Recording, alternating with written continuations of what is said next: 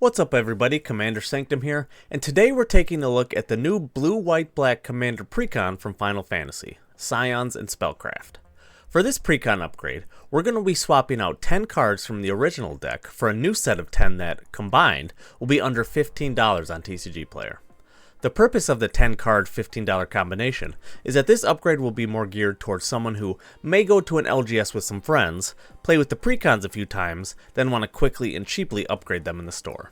We'll also be keeping with the spirit of a Precon, upgrading the deck with thematic or unique cards, rather than simply the best generic cards in each color. With that, let's take a look at what we'll be changing. Y'shtola Knight's Blessed, the commander of the Scions and Spellcraft Precon, is all about non-creature spells that cost 3 mana or higher. We'll be leaning heavily into this ability, adding a bunch of cards that are either 3 or more mana, or that work well with Y'shtola's damage clause to gain an advantage in the game. The only card that won't trigger Y'shtola's ability in our additions, we have Curiosity, which is simply too good to pass up. Since Y'shtola's non-creature cast ability deals damage, this means that every time it triggers when she's enchanted with Curiosity, will draw you 3 cards, giving you extremely good card advantage and probably more spells to cast to draw even more. Soul Link also works with her damage clause, gaining you more life when she's enchanted with it thanks to its pseudo lifelink ability. Finally, what's better than one Y'shtola? 2 of them, of course. This is exactly what Irenicus's Vile Duplication gives us, letting us get double the damage triggers and even double the card draw triggers from her as well. Speaking of her card draw ability, we have a few cards that can help us trigger that on our own if need be. Staff of Completion is a great card to deal some self-damage, especially with the 4 life ability to draw a card, or the 2 life ability to create a mana of any color. In fact, the staff's mana generation works extremely well with Protective Sphere, which lets us pay a mana and a life to prevent all damage from a source that is the same color as the mana spent to activate it. Since the staff can give us any colored mana, this means we can use it to prevent damage from any source we need. Even without the staff, being able to prevent damage from white, blue, or black sources of an opponent's can be life-saving in and of itself.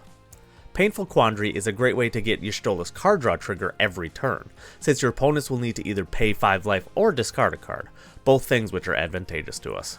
Anguished Unmaking is a nice 3 mana spell that can act as removal of any non-land permanent, something that will always be good in any game of Magic. The 3 life isn't even much of a burden, since Y'shtola's trigger for simply casting it will already give us 2 life, making it a total 1 life lost instead. Since Propaganda is already in the deck, might as well add in its cousin, Ghostly Prison as well, making it even harder for our opponents to attack us while also triggering Y'shtola's ability. Treasure Cruise is a great card draw spell that will still trigger Y'shtola's ability, but is likely to only cost us 1 mana due to Delve. 3 cards for 1 mana is an extremely powerful rate, needless to say. Risky Shortcut is a great way to draw some cards, while also getting some more damage in on your opponents or even yourself, making it that much easier to get to the 4 life needed to draw a card from Y'shtola. With these final cards, our total for the additions comes in at $11.52. As far as removals go, most of what we'll be taking out will be creatures. Honestly, for a deck and commander that focuses so hard on non-creature spells, there sure are a ton of creatures in this deck, coming in at a whopping 22 in the original deck list.